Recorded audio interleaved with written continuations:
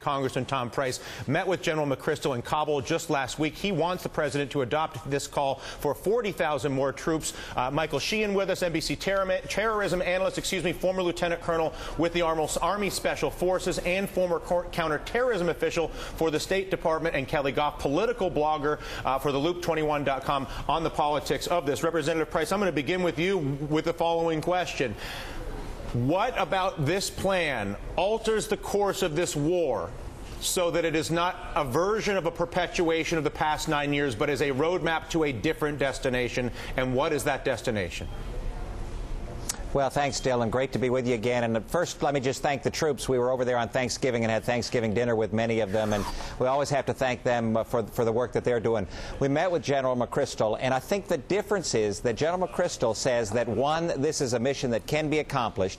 Two, it's a change of focus that says that the mission is to degrade the ability of al-Qaeda to threaten the American people again. That's the mission, and that's the core mission. The important thing is to appreciate is that General McChrystal's strategy, this counterinsurgency strategy, is a different kind of strategy. It's a protect the people in Afghanistan strategy so that the military in Afghanistan can build up and they can provide security from themselves, which is so important. You can't have security before you protect the people and the ability of them to get their forces up in terms of numbers. So that's the mission. So how do you deal? So two questions on that. One is how much al-Qaeda is in Afghanistan that we know about that needs to be degraded, because there's speculation that there's far more activity, obviously, in Pakistan than there is in Afghanistan. So are we degrading something that's already been degraded, is question number one. And question number two, how do we compensate for the perceived unreliability of foreign security provided by a U.S. military, an Australian military, a British military, or anybody else, that once they are gone, whoever they may be, will leave the villagers vulnerable to whatever may come upon our departure? Two huge variables. Well, huge variables and remarkably challenging situations, and you don't really know the answer, except that we do know that that border between Afghanistan and Pakistan is not a border like you and I think of a border. It's absolutely porous. There are over 200 places across that border where al-Qaeda, Taliban can go back and forth, and that's the challenge. And so the second point of your question, which is how do you build up the forces there in both Afghanistan and make certain that Pakistan has the wherewithal to be able to provide security and the trust. You're absolutely right. And those are unanswerable questions right now.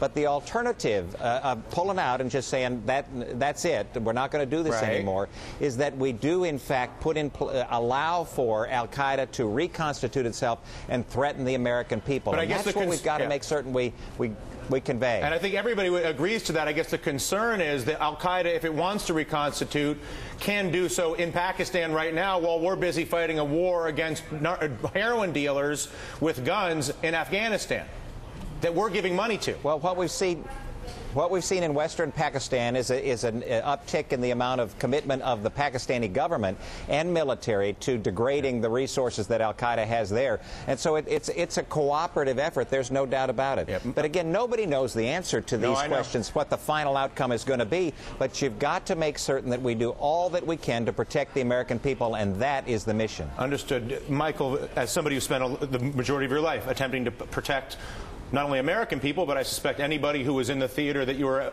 obliged to protect, depending on the job that you had at the time, what have you found to be the most effective in protecting people from not military engagement, but from either self-radicalized or organized terrorism? Well, first of all, there's some inconsistencies with the McChrystal report and the approach. Number one, the fact of the matter is our counterterrorism strategy in western Pakistan has been very, very successful, with no U.S. forces there. For 8 years after 9/11, al-Qaeda is in Pakistan. We know that. All the operatives coming in. Very briefly, educate us. What is what are we doing in Pakistan for intelligence operations, predators, special operations forces.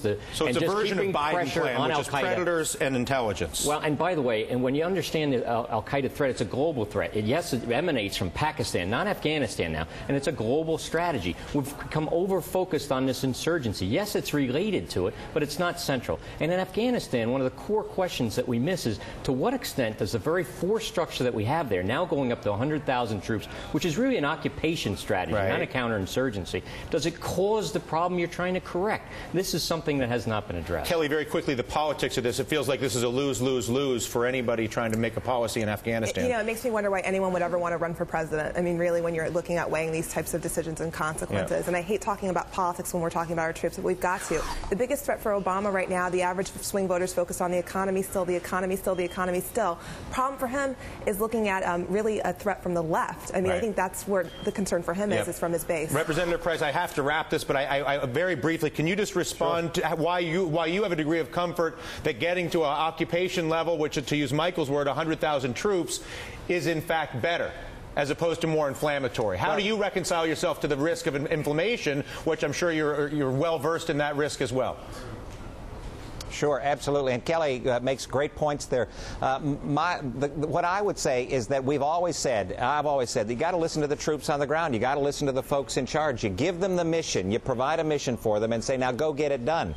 And what General McChrystal and the others are saying is that if they have the increased numbers, then they can, in fact, provide the security for the people so that the Afghan government itself can put in place the security forces over a period of time to be able to provide that security for Afghanistan so that al-Qaeda can't reconstitute there. But if al-Qaeda is already constituted in Pakistan and the mission is to degrade al-Qaeda, how is adding an occupying level force to Afghanistan the best way to achieve the mission of degrading al-Qaeda, which lives in Pakistan and globally? Sure.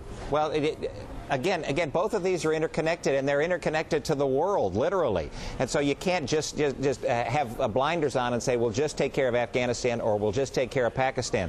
Things have to work in concert, and the assessment of the folks on the ground in both countries is that both countries need to be stabilized in a way so that they can't infect each other, if you will. So that stabilization, I think, what's the difference between stabilization and U.S. occupation? Well, what McChrystal has described is a counterinsurgency strategy that allows for protection of the population itself so that they can get back to protecting themselves, having the kind of commerce, education, health care, and the like to build up a real society, as opposed to an occupying force there that stays forever and ever. That's not what anybody wants. Michael, last word.